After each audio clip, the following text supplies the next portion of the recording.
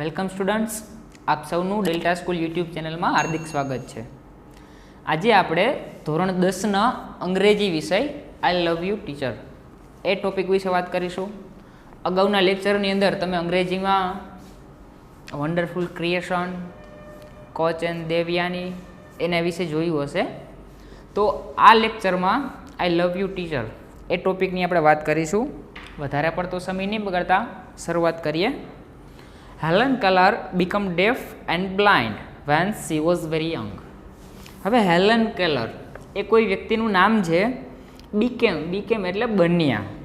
Deaf and blind, deaf એટલે બહેરા and blind એટલે અંધ. એટલે કે હેલન કેલર છે એ અંધ અને બહેરા બન્યા. ક્યારે? તો કે when she was very young, કે જ્યારે તે ખૂબ જ યુવાન હતા. યુવાન મીન્સ કે નાના. અહીંયા યંગ એટલે એકદમ નાના. જ્યારે તે એકદમ નાના હતા ત્યારે જ બહેરા અને અંધ બન્યા. Since she was deaf she did not learn to speak. હવે બહેરા હતા એના લીધે she did not learn to speak, તે બોલવાનું શીખી શક્યા ન હતા. કારણ કે બહેરા હોય એ લોકો કંઈ સાંભળી ન શકે, અને સાંભળી ન શકે એટલે સ્વાભાવિક છે કોઈ વસ્તુ બોલવાના નથી, એટલે બોલવાનું શીખી નહોતા શક્યા.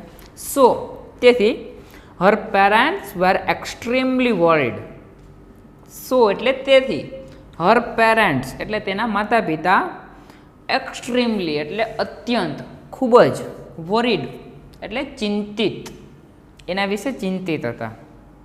Than they found Miss Sullivan. પછી તેઓએ ફાઉન્ડ એટલે શોધવું. મિસ સુલિવાન, સુલિવાન નામના ટીચર છે જેમને મળ્યા. A teacher for a deaf and blind, એ શિક્ષક કે જે બહેરા અને અંધ માટેના હોય. એ ટીચરનું નામ હતું મિસ સુલિવાન. એ એમને મળ્યા. That changed Helen's life. તેણે ચેન્જડ એટલે પરિવર્તન લાવ્યું. શેમાં? તો કે હેલન્સ લાઈફ, હેલનના જીવનમાં. હેલન કેલર જે પોતે જન્મથી જ અંધ અને બહેરા હતા, એના માતા પિતાને એના વિશે ખૂબ ચિંતા હતી. કારણ કે તે બહેરા હતા એના કારણે બોલવાનું શીખી નહોતા શીખ્યા. એક દિવસ તેમના માતા પિતાને એમના ટીચર મિસ સુલિવાન મળે છે જે અંધ અને બહેરા માટેના હોય છે. Here is an account of the turning point in her life in her on words. Here in an accounts, accounts એટલે અહેવાલ.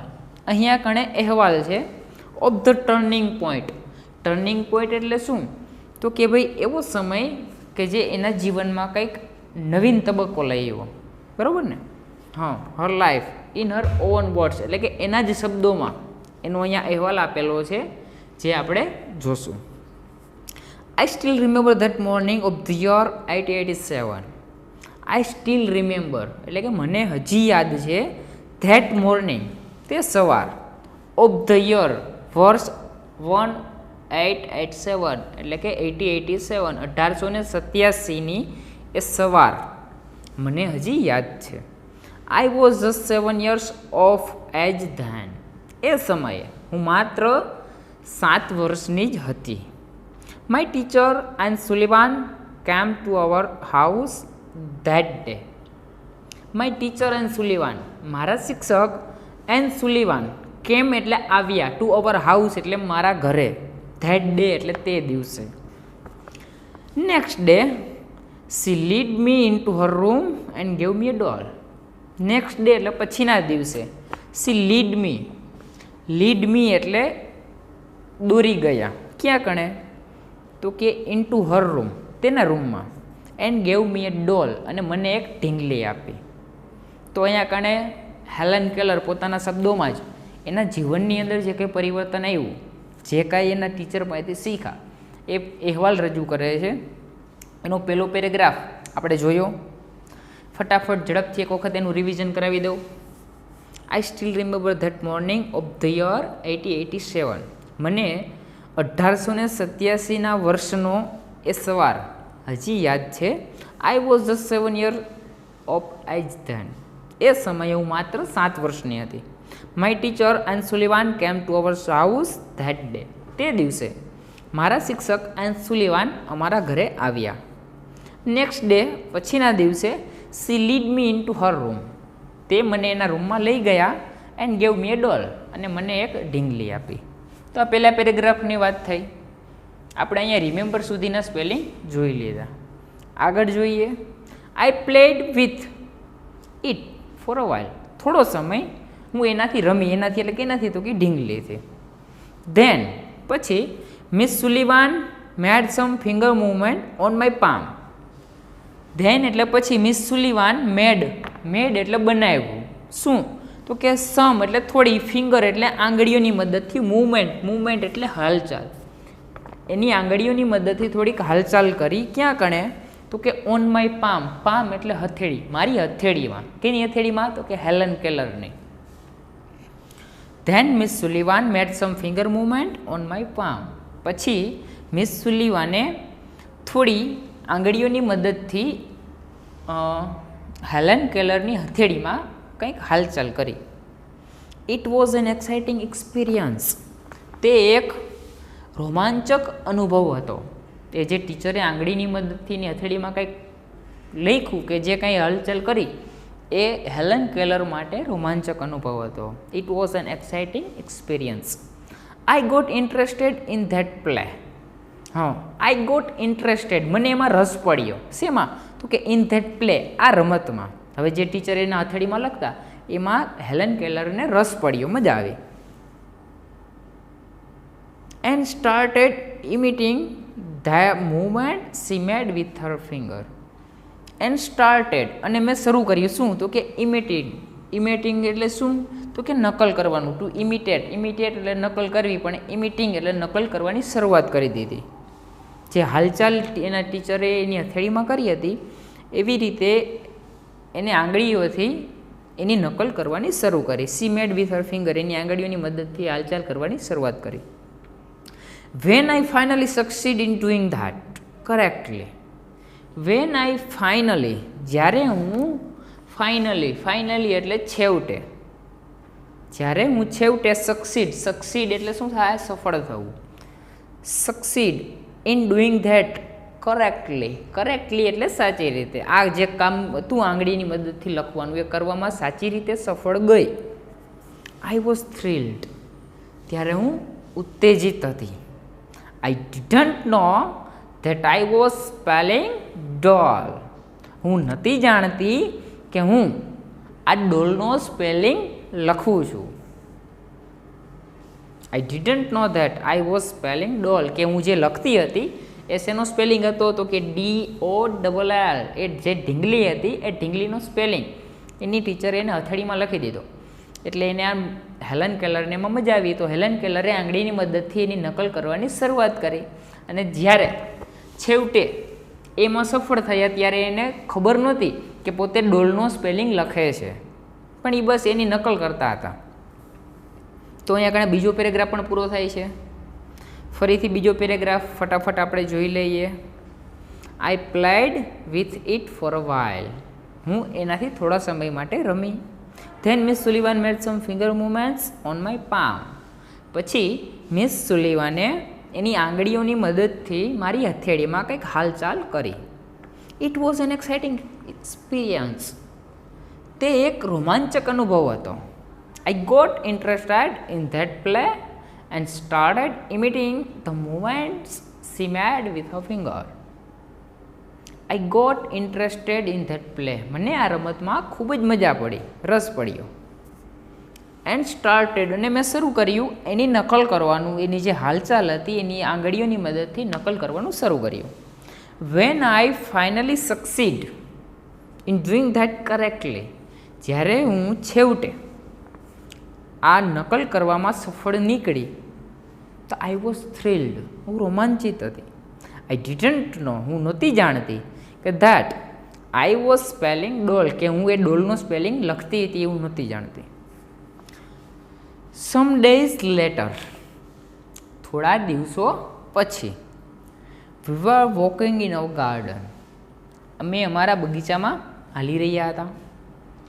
સડનલી, અચાનક, my teacher put my hand under the water tap. મારા શિક્ષકે મારો હાથ પાણીના નળ નીચે મૂક્યો. As the cool flow of water run over one hand. એ જે ઠંડા પાણીનો પ્રવાહ હતો, ફ્લો એટલે પ્રવાહ, હા, of water ran over one hand, મારા એક હાથ ઉપરથી પસાર થતો હતો, દોડી જતો હતો.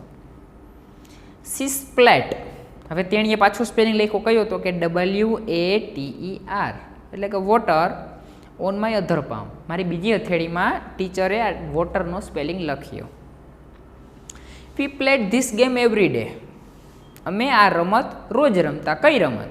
તો કે ટચિંગ ડિફરન્ટ ઓબ્જેક્ટ્સ. ટચિંગ એટલે સ્પર્શ કરવો, પણ ટચિંગ એટલે સ્પર્શ કરવાની ક્રિયા ચાલુ છે. ડિફરન્ટ ઓબ્જેક્ટ્સ, ડિફરન્ટ એટલે અલગ અલગ, અને ઓબ્જેક્ટ્સ એટલે વસ્તુઓ. એને આ રમત રમવાની શરૂ કરી રોજે રોજ અલગ અલગ વસ્તુઓને અડીને. It awakened my soul. Awaken એટલે જાગી ઉઠવું, પણ આનું ભૂતકાળ છે અવેકડ, બરાબર ને, એટલે જગાડી ઉઠ્યું છે ને, તો કે માય સોલ, સોલ એટલે આત્મા. આ રમતથી એની આત્મા છે એ જાગી ઉઠી. I came to know that everything had name. I came to નો, મને જાણવામાં આવ્યું, ધેટ કે એવરીથિંગ હેડ અ નેમ, બધા જ ને કંઈક નામ છે. નાવ, હવે each name gave birth to a new thought. હવે ઈચ નેમ દરેક નામ, ગેવ એટલે આપતું હતું, બર્થ એટલે જન્મ, ટુ ન્યૂ થોટ નવા વિચારને. હવે દરેક નામ એ નવા વિચારને જન્મ આપતું હતું. Every object I touched seemed to throb with life. Every object એટલે કે દરેક વસ્તુ, આઈ ટચડ જેને હું અડતી, સીમ્ડ એટલે મને લાગતી, કેવી? તો કે થ્રોબ એટલે ધબકતી, વિથ લાઈફ એટલે કે જીવંત. હું જે વસ્તુને અડતી એ વસ્તુ મને જીવંત લાગતી, ધબકતી હોય એવી. I was connected with the world through all the words. I was connected એટલે કે હું જોડાયેલી હતી. કેની હારે? તો કે વિથ ધ વર્લ્ડ એટલે કે શબ્દોથી. થ્રુ ઓલ ધ વર્ડ્સ આખી દુનિયા સાથે. શબ્દોની મદદથી હું આખી દુનિયા સાથે હવે જોડાયેલી હતી. આવું કેને કીધું? હેલન કેલરે. તો અહીંયા ત્રીજો પેરેગ્રાફ પૂરો થાય છે મિત્રો. ફટાફટ આપણે એનું રિવિઝન જોઈ લઈએ. સમ ડેઝ લેટર, થોડા દિવસો પછી, we were walking in our garden, અમે અમારા બગીચામાં ચાલી રહ્યા હતા. સડનલી એટલામાં જ my teacher put my hand under the water tap, મારા શિક્ષકે મારો હાથ પાણીના નળ નીચે મૂક્યો. As the cool flow of water ran over one hand, એ ઠંડા પાણીનો પ્રવાહ મારા એક હાથ ઉપરથી પસાર થયો. સી સ્પ્લેટ, હવે તેણીએ સ્પેલિંગ લખ્યો water, WATER, on my other palm, મારી બીજી હથેળીમાં એને સ્પેલિંગ લખ્યો. We played this game every day, અમે આ રમત રોજ રમતા. ટચિંગ ડિફરન્ટ ઓબ્જેક્ટ્સ, અલગ અલગ વસ્તુઓને સ્પર્શ કરી અને આ રમત અમે રોજ રમતા. ઇટ અવેકનેડ માય સોલ, તે આ રમતથી મારો આત્મા જાગી ઉઠ્યો. I came to know that everything had name, હું જાણી કે એવરીથિંગ હેડ નેમ, દરેકને પોતાનું નામ છે. નાવ, હવે ઈચ નેમ, દરેક નામ, gave birth to a new thought, gave એટલે આપતો હતો, બર્થ એટલે જન્મ, ટુ અ ન્યૂ થોટ એટલે કે એક નવા જ વિચારને. હવે દરેક નામ છે એ એક નવા વિચારને જન્મ આપતો હતો. એવરી ઓબ્જેક્ટ, દરેક વસ્તુ, આઈ ટચડ, હું જેને સ્પર્શ કરતી, સીમ ટુ, એ મને લાગતી, કેવી? તો કે થ્રોબ વિથ લાઈફ, એ જાણે કે જીવ હોય અને ધબકતી હોય એવી એને લાગતી. I was connected with all words through all the words. I was connected એટલે કે હવે હું જોડાયેલી હતી. વિથ ધ વર્લ્ડ એટલે કે દુનિયા સાથે. કેવી રીતે? તો કે થ્રુ ઓલ ધ વર્ડ, બધા જ શબ્દોની મદદથી હવે હું દુનિયા સાથે જોડાયેલી હતી. Miss Sullivan use to take me to long walks every morning. હવે એના ટીચર જે મિસ સુલિવાન હતા એ use to take me to long walks every morning, રોજ સવારે મને લાંબા અંતરે, અમે બહુ દૂર સુધી ચાલીને જતા. I had a lot of question to ask, મારી પાસે લોટ ઓફ ઘણા બધા પ્રશ્નો હતા એમને પૂછવા માટેના. I would write something on her palm, હું એની હથેળીમાં કંઈક લખતી, એન્ડ ઇન ટર્ન જવાબમાં she would talk in to my palm, એ મારી હથેળીમાં લખતા. As people talk in to a baby's ear, જેવી રીતે લોકો પોતાના બાળકના કાનમાં વાત કરતા હોય એવી રીતે અમે એકબીજાની હથેળીમાં વાત કરતા. હું એને હથેળીમાં કંઈક લખતી અને એ મને હથેળીમાં જવાબ આપતા, જેવી રીતે લોકો પોતાના બાળકના કાનમાં કંઈક કહેતા હોય એવી રીતે. My teacher satisfied my curiosity, મારા શિક્ષકે સેટિસ્ફાઈડ એટલે સંતોષી. શું સંતોષી? તો કે માય ક્યુરિયોસિટી, મારી જિજ્ઞાસાને, મારી જે નવી નવી જાણવાની ઈચ્છા હતી, મારી જે જિજ્ઞાસા હતી એ મારા શિક્ષકે સંતોષી. Now everything around me was full of life, love and joy. Now એટલે હવે, એવરીથિંગ અરાઉન્ડ મી મારી આજુબાજુનું બધું જ, me was full of life એ જીવનથી ભરેલું હતું, પ્રેમ અને આનંદથી ભરેલું હતું, લવ એન્ડ જોય. તો અહીંયા ઘણા ત્રીજો પેરેગ્રાફ પણ પૂરો થાય છે. ફરીથી આપણે આનું રિવિઝન જોઈ લઈએ. Miss Sullivan use to take me to long walks every morning. હવે સુલિવાન છે એમને રોજ લાંબા અંતરે ચાલીને જતા. I had a lot of question to ask, મારી પાસે ઘણા બધા પ્રશ્નો હતા એમને પૂછવા માટેના. I would write something on her palm and in turn she would talk into my palm as people talk into a baby's ear. I would write something on her palm, એની હથેળીમાં કંઈક લખતી. in turn અને જવાબમાં she would talk into my palm, અને એ પણ મારી હથેળીમાં કંઈક કહેતા. as people talk into a baby's ear, જેવી રીતે લોકો પોતાના બાળકના કાનમાં કંઈક કહેતા હોય એવી રીતે. તો આ સુલિવાન અને હેલન કેલર કેવી રીતે વાર્તાલાપ કરતા? તો કે ભાઈ હેલન કેલર છે હથેળીમાં કંઈક લખી, એની ટીચરની હથેળીમાં કંઈક લખી અને એનો પ્રશ્ન પૂછતા, તો એના ટીચર એના જવાબમાં હેલન કેલરની હથેળીમાં કંઈક લખતા. તો જેવી રીતે લોકો પોતાના બાળકના કાનમાં કહી અને કંઈક વાર્તાલાપ કરતા હોય એવી રીતે આ હેલન કેલર અને સુલિવાન બંને હથેળીમાં લખી, એકબીજાની હથેળીમાં લખી અને વાર્તાલાપ કરતા. My teacher satisfied my curiosity, મારા શિક્ષકે સેટિસ્ફાઈડ સંતોષી, માય ક્યુરિયોસિટી મારી જિજ્ઞાસા, અને ક્યુરિયોસિટી જિજ્ઞાસા, અને સેટિસ્ફાઈડ એટલે સંતોષવું.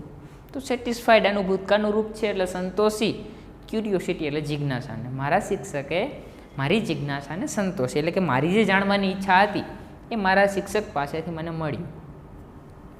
નાવ હવે, એવરીથિંગ અરાઉન્ડ મી મારી આજુબાજુનું બધું જ, વોઝ ફૂલ ઓફ લાઈફ જીવનથી ભરેલું હતું, લવ એન્ડ જોય પ્રેમ અને આનંદથી બધું જ ભરેલું હતું એવું મને હવે લાગતું હતું.